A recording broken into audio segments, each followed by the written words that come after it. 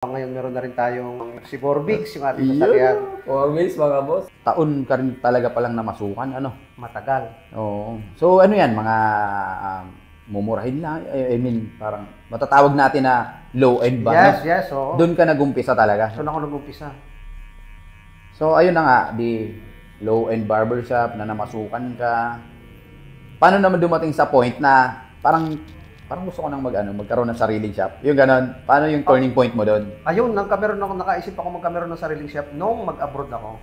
Ah, nag-abroad ka pa? Nag-Saudi ako. Nung okay. sabi ko, pagkatapos ko nitong last contract ko, uuwi ako, talagang susubok ako magtayo ng sarili. O teka, nung nag-abroad ka, anong work mo doon? Barber? Warehouse labor. Ah, okay. Warehouse So hindi labor. pa rin barber, no? Hindi pa rin barber. Oh, pero galing ka na sa mga gupitan na noon ng mga bago ako nag-abroad. Bago ako mag-Saudi. Okay. Yun yung nagpa ulit sa'yo na turning point na parang ayoko na mag-abroad, parang tayo kaya ako ng sarili.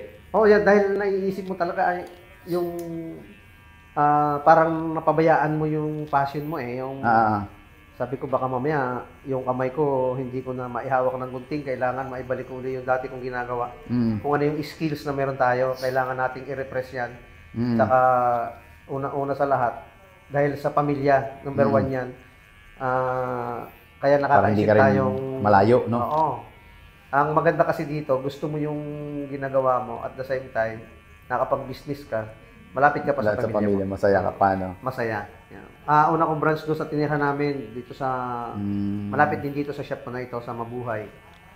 Yan, so, yun, since 2014 yun? 2014 yan. Okay, so ngayon, ilan na yung shop mo?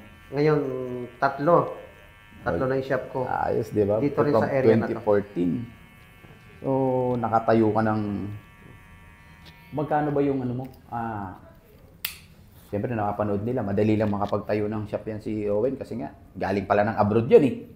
So, that time, okay ba yung financial kasi nakapagtayo ka? Wala, hindi. Nung ako dumating galing abroad, last salary lang yung dala ko. Ibig sabihin, wala akong savings nung kasi maliit lang yung salary ko eh. Oo. Pinagkasya ko lang kung anong meron akong natirang pera. Nagrenta ako ng 2,500 yung isang bahay. Namuhunan ako sa barbershop ng hindi bababa ng 5,000, hindi tataas ng 6,000. Yun lang yung naging puhunan ko, siguro mga 5,500 ganon. Second hand na barber chair, tapos maliit na salamin. Selling pa na binili ko dyan sa mga store na mura lang. Ganun lang ako nag-umpisa. Doon ka lang nag-start. So, hindi talaga bongga na... Wala. Saka yung mga panggupit ko nun, yung mga ginagamit kong pang sideline nun sa Saudi, yung may mga wire pa, isang gunting, isang pinisiso, ganun lang. Hindi naman tayo, kumbaga, kontento tayo kung anong meron. Yun naman ang pinagtiyagaan natin. Paano mo na isipan or paano ka nag-start sa vlogging? Di ba? Dito sa Nag-start ako ng vlogging, hindi pa siya pandemic eh. Nagpakita lang ako ng interest sa pagbablog. Unang-una sa lahat no, sa YouTube, dahil sa'yo.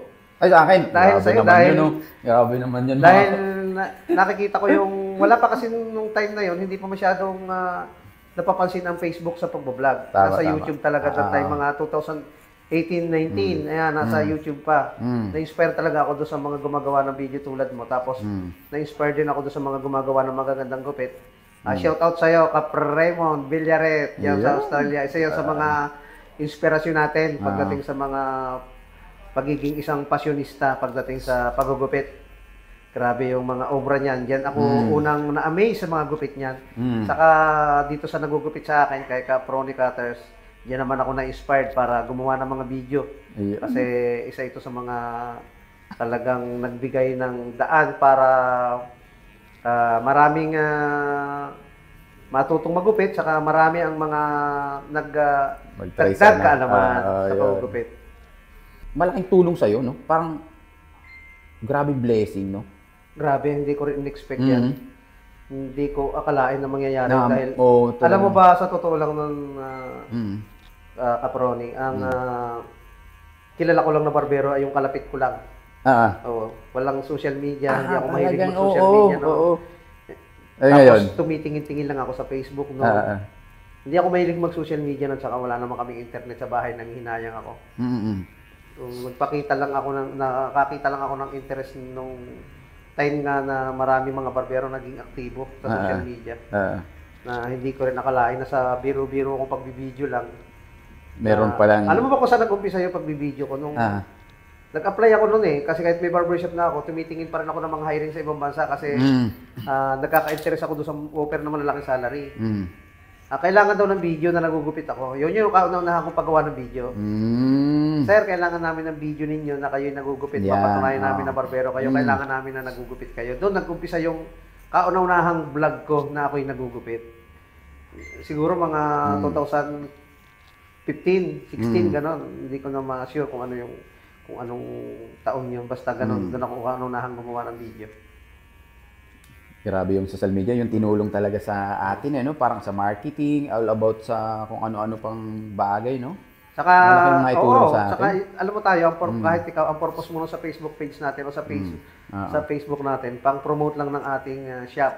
Hindi natin nakalain na. Pero di natin meron din pala dito. Pwede palang kumita. From the start na nagupit ka, ilang taon na nagugupit ka? From 1991. Mula yung nag-start ka. From 1991 ngayon 2024, 33 years. Biruin mo yun. 33 years na simula nung matuto ako. Simula nung matuto ka. And then nung nagka-shop ka, 2014. Magti 10 years na. Magti 10 years na ngayon. So ngayon, sa 10 years na yun, Kap, ano na rin yung mga naging blessing sa'yo nung larangan na to, mga na-achieve mo and napundar mo ba? Mga ganun. Meron na kasi siguro kung talagang ikaw ay maganda yung plano mo sa buhay at may target ka talaga. Lalo't lahat ng mga ginugusto mo ay sinasamahan mo ng pagkilos. Saka laging ang una sa lahat pasasalamat sa Panginoon. Meron na tayong, siyempre ito, pakauna-unahan ko, meron na akong 3 shop. Wow. Tapos meron na rin tayong nung una, naipundar ko bisikleta lang. Tapos nagkameron ako ng motor na Suzuki. Tapos nag-upgrade ako, nag-NMAX ako. Ngayon meron na rin tayong, dahil sa blessing, meron na tayong si Borbix, yung ating sasakyan. Always, mga boss. Saka abangan ninyo, malapit na rin tayo magkameron ng sariling bahay. Soon, malapit na yan. Talagang yan ang mga nakaka-inspire talaga.